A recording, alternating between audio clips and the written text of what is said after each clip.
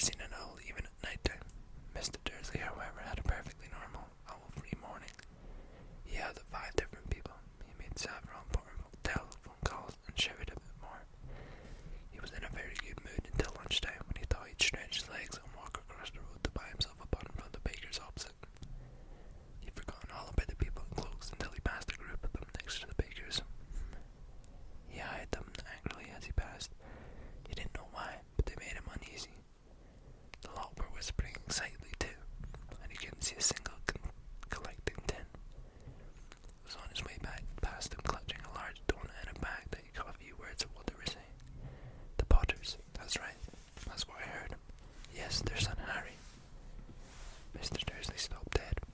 Fear flooded him. He looked back at the whisperers, as if they wanted to say something to them, but thought better of it.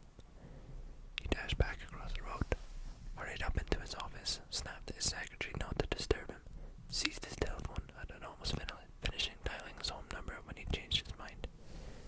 He put the receiver back down and stroked his mustache, thinking, no, he was being stupid. Bart wasn't such an unusual name. You were sure there were lots of other people called Bart who had a son called Harry. Come to think of it, he wasn't even sure his nephew was called Harry. He'd never even seen the boy. It might have been Harvey or Harold.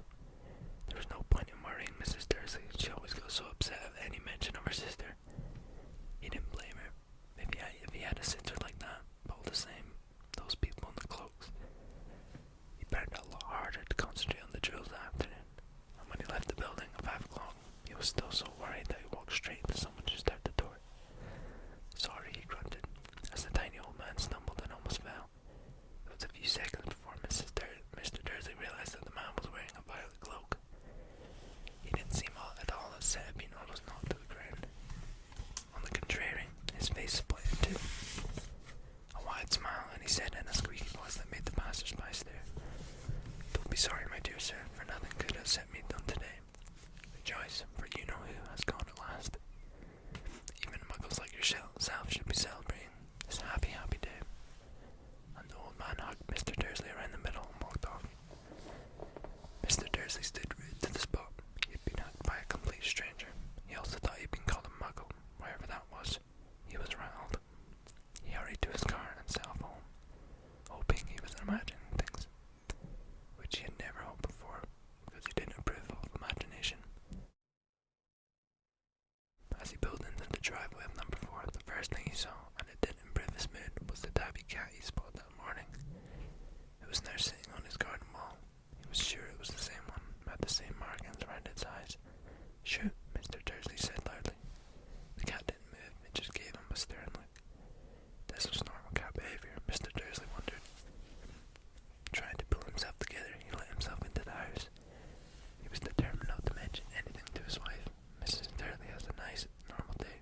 She told him over dinner about her Mrs. Next Door's problem with her daughter and how Dudley had to learn a new word, shant. Mr. Dursley tried to act normally. When Dudley had been put to bed, he went into the living room and tried to catch the last report in the evening news. And finally, bird watchers everywhere had reported that the nation's owls have been behaving very unusually today. Although owls normally hunt at night and are hardly ever seen in daylight, there have been hundreds of sightings of these birds flying in every direction since sunrise. Experts are unable to explain why the owls have suddenly changed their sleeping pattern. The newsreader allowed himself most mysterious, and now over to Jim McGuffin with the weather. "Going to be any more showers of owls tonight, Jim?" "Well, Ted," said the weatherman, "I don't know about that, but it's not only the owls that have been acting oddly today. Viewers as far apart as Kent, Yorkshire and Dundee have been phoning in to tell me that instead of rain, I promised yesterday, they had a downpour of shooting stars. Perhaps people have been celebrating bonfire early.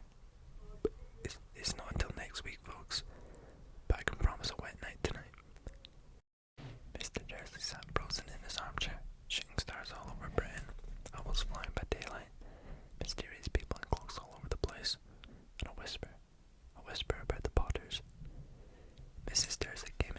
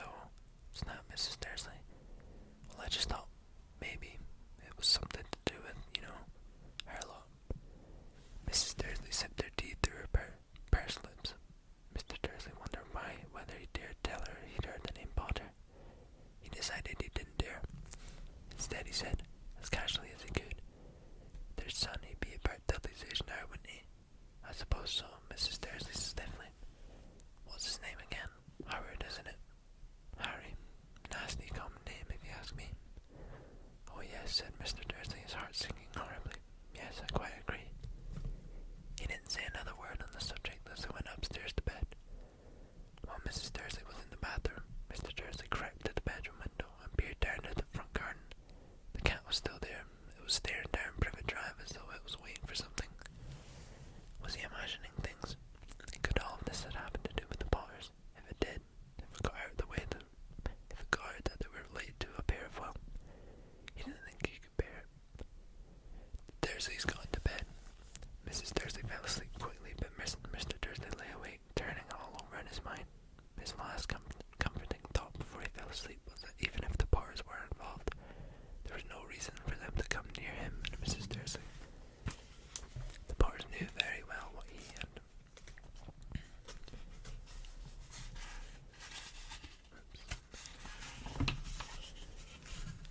He and Petunia thought about them and their kind.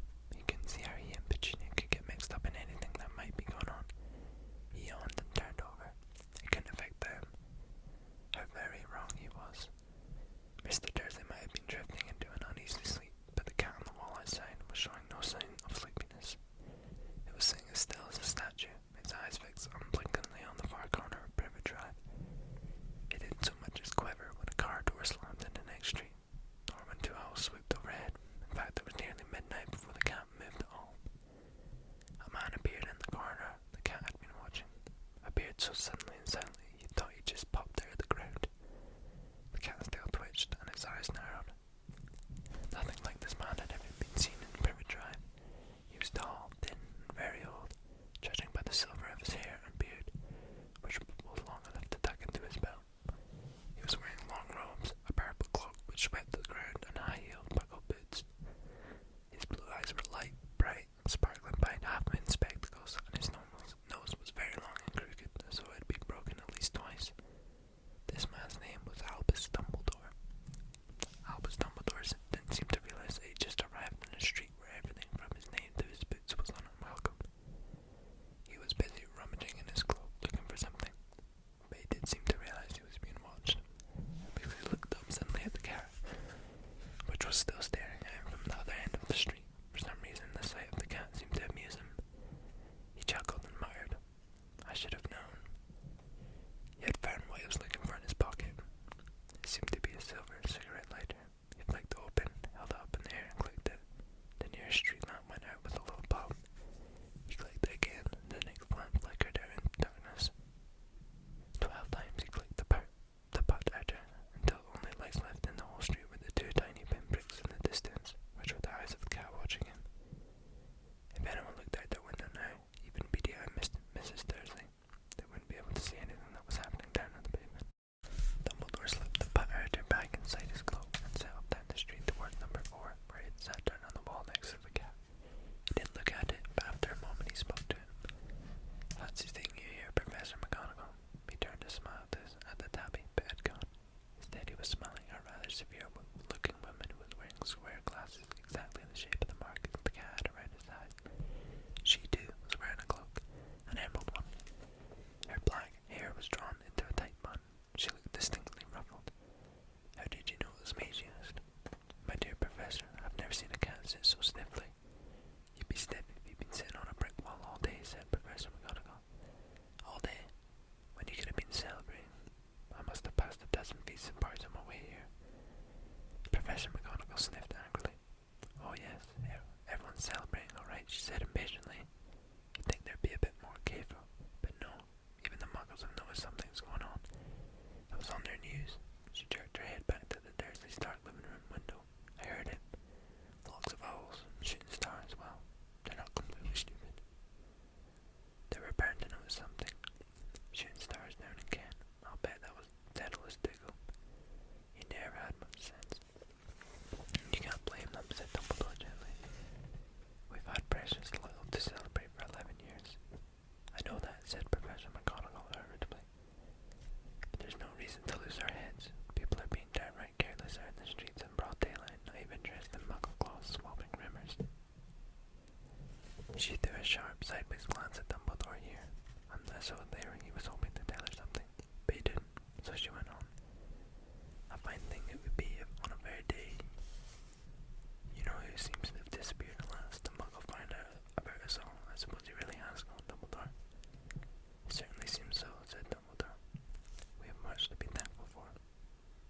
for a sherbet lemon.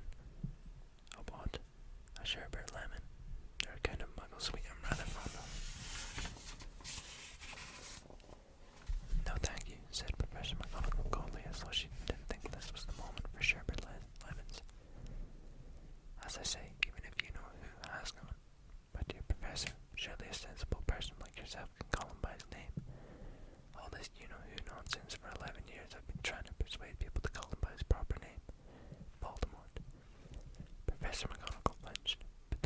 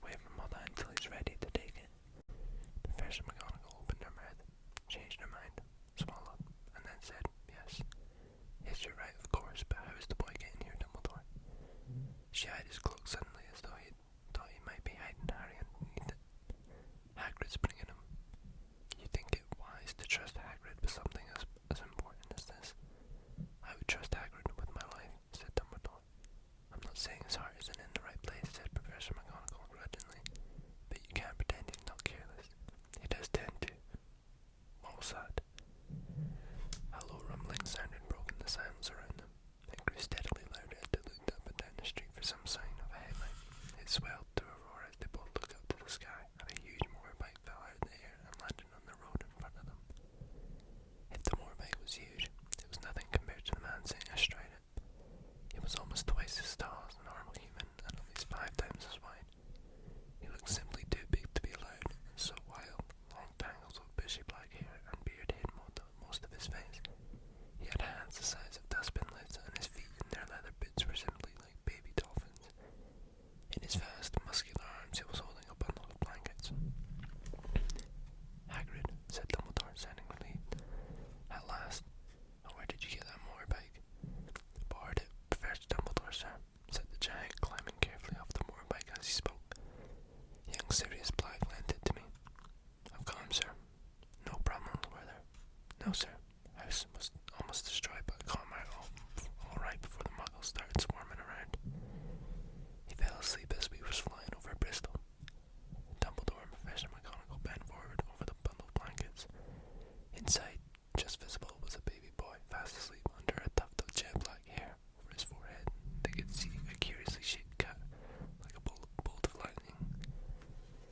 Is that where? Whispered Professor McGonagall. Yes, said Dumbledore.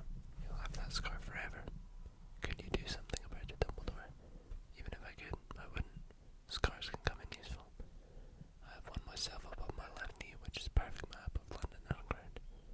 Well, give him here, Hagrid. We better get this over with. Dumbledore took Harry in his arms and turned towards the Dursley's house. Could I say goodbye to him, sir? Asked Hagrid. He bent his great shaggy beard over Harry and then gave him what must have been a very scratchy, whiskery kiss. Then suddenly Hagrid let out a howl like a winded dog. Shh! Hissed Professor McGonagall. You'll wake them, the muggles. Sorry, sobbed Hagrid, taking her a large spotted handkerchief and burying his face in it. But I can't stand it. Lily and James did, and poor little Harry off to live with muggles. Yes, it's all very sad, but get a grip on yourself, Hagrid, or we'll be found, Professor McGonagall whispered. Putting Hagrid gingerly on the arm of Dumbledore, stepped over the long garden wall and walked to the front door. He laid Harry gently on the doorstep, took Claire out of his cloak, tucked inside Harry's blankets, and then came back to the other two. For a full minute, the three of them stood and looked at the little bundle. Hagrid's shoulders shook. Professor McGonagall blinked furiously, and the twinkling light that usually shone from Dumbledore's eyes seemed to have gone out. Well, said Dumbledore finally, that's that. We've no business staying here. We may as well go and join the celebrations. Yes, said Hagrid in a very muffled voice. I'd best get this bike away. Good night, Professor McGonagall. Professor Dumbledore, sir. Wiping the streaming eyes on his jacket sleeve, Hagrid swung himself onto the motorbike and kicked the engine into life. With a roar, it rose into the air and off into the night. I shall see you soon, I expect, Professor McGonagall, said Dumbledore, nodding to her. Professor McGonagall blew her nose in reply. Dumbledore turned and walked back down the street. On the corner he stopped and took out the silver pad. He clicked it once and 12 balls of light sped back to the street lamps so that Privet Track glowed suddenly orange, and he could make out a tabby cat slinking around the corner at the end of the street. He could just see the bundle of blankets on the